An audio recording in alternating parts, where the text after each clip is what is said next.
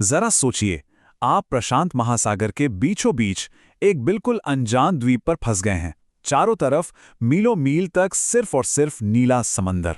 निकलने का कोई कोई रास्ता नहीं। जी हां, यही वो खतरनाक हकीकत थी जिसका सामना करना पड़ा मिस्टर बीस्ट और उनकी टीम को। और बस इसी एक लाइन से एक ऐसे मिशन की शुरुआत हुई जो सुनने में ही नामुमकिन लगता था। उनका लक्ष्य एकदम साफ था, पर रास्ता रास्ता बेहद मुश्किल। उन्हें जिंदा रहने के लिए अपनी नाव खुद बनानी थी। मिशन सुनने में तो सीधा था, लेकिन असल में ये लगभग नामुमकिन था। समंदर के किनारे जो कचरा बहकर आता है ना, बस उसी का इस्तेमाल करके एक नाव तैयार करना। लेकिन सबसे बड़ा सवाल तो ये था, क्या कुछ यूट्यूबर्स जिनके पास कोई तजुर्बा नहीं है, वो प्रकृति की सबसे बड़ी ताकत यानी समंदर का सामना कर पाएंगे? तो इस चुनौती की शुरुआत होती है उस द्वीप की कड़वी सच्चाई से। पहली बात तो ये कि टीम में किसी को भी सेलिंग का कोई तजुर्बा नहीं था, और जिस माहौल में वो फंसे थे वो भी जरा भी मेहरबान नहीं था। पर उनका दुश्मन सिर्फ समंदर नहीं था। अरे नहीं, नाव बनाने का सामान जुटाने के लिए उन्हें जिस जंगल में जाना पड़ रहा था ना, वो जहरीले सांपों और मकड़ियों से भरा पड़ा था। मतलब हर कदम पर खतरा, हर तरफ काटने वाले कीड़े और ऊपर से वो झुलसा देने वाली गर्मी। अब ऐसी खतरनाक जगह पर उनका बचना सिर्फ और सिर्फ एक चीज पर टिका था, उनकी जुगाड़ करने की काबिलियत। उन्हें समंदर से बहकर आए कचरे के ढेर में से ही अपनी उम्मीद की नाव बनानी थी। और ये कोई एक दो दिन का काम तो बिल्कुल नहीं था। पूरे 5 दिन जी तोड़ मेहनत की गई। पहले दिन सिर छुपाने के लिए एक ठिकाना बनाया। फिर शुरू हुई असली चुनौती, एक ऐसी नाव डिजाइन करना जो समंदर की थपेड़ों को झेल सके। दिन रात एक करके उन्होंने कचरे से ढांचा खड़ा किया। हर दिन एक नई मुश्किल आती थी और एक नई सीखते जाती थी। ये सिर्फ नाव नहीं बन रही थी, ये तो पूरी टीम के हौसले का इम्तिहान था। और इस चुनौती ने टीम को शारीरिक और मानसिक दोनों ही तरह से बिल्कुल तोड़ के रख दिया था। नोलन का ये जो हाल हुआ ना, वो उस जानलेवा गर्मी और थकावट का सीधा नतीजा था। इससे पता चलता है कि हालात सच में कितने ज्यादा खराब थे।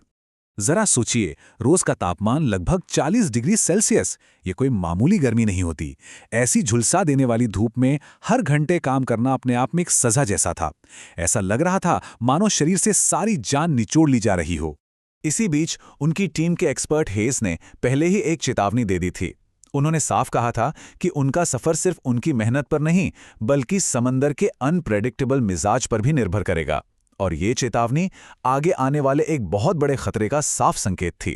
तो 5 दिनों की उस जबरदस्त मेहनत के बाद आखिरकार वो पल आ ही गया। उनकी जुगाड़ से बनी नाव समंदर में उतरने के लिए एकदम तैयार थी। और बस यहीं से उनकी असली और सबसे बड़ी परीक्षा शुरू होने वाली थी। और मुश्किलें तो लगभग तुरंत ही शुरू हो गईं। सफर के शुरू होते ही उनका बनाया हुआ एक चप्पू टूट गया। ये पहला संकेत था कि आगे का रास्ता आसान बिल्कुल नहीं होगा। और बहुत जल्द ही उन्हें यह एहसास हो गया कि वो समंदर की ताकतवर लहरों के सामने बिल्कुल बेबस हैं। नाव पर से उनका कंट्रोल धीरे धीरे खत्म हो रहा था और घबराहट बढ़ती ही जा रही थी। तो अब पूरी तरह से थककर हार मान लेने से बचने के लिए उन्होंने मिलकर एक रणनीति बनाई। तय हुआ कि सब बारी बारी से नाव चलाएंगे ताकि हर किसी को थोड़ा सा ही सही पर आराम मिल सके। ये दिखाता है कि उस मुश्किल घड़ी में टीम वर्क ही उनकी सबसे बड़ी ताकत थी। लेकिन घंटों की लगातार बिना रुके मेहनत के बाद टीम शारीरिक रूप से पूरी तरह टूट चुकी थी। एक एक करके सबके शरीर जवाब देने लगे थे, और मंजिल अभी भी बहुत दूर थी। और फिर घंटों के इस थका देने वाले संघर्ष के बाद कहानी एक ऐसे मोड़ पर पहुंची जहां मंजिल आंखों के ठीक सामने थी। एक पल के लिए तो ऐसा लगा कि जो नामुमकिन था वो अब मुमकिन होने ही वाला है। सिर्फ 1.6 किलोमीटर, बस वो अपनी मंजिल के इतने ज्यादा करीब थे कि यकीन करना मुश्किल था। इस पल में उनकी उम्मीद, कह सकते हैं, अपने चरम पर थी। मंजिल साफ नजर आ रही थी, और तभी प्रकृति ने अपना खेल दिखा दिया। ठीक वैसा ही हुआ जिसकी चेतावनी हेज ने दी थी। ज्वार यानी कि टाइड अब उनके खिलाफ होने लगा था।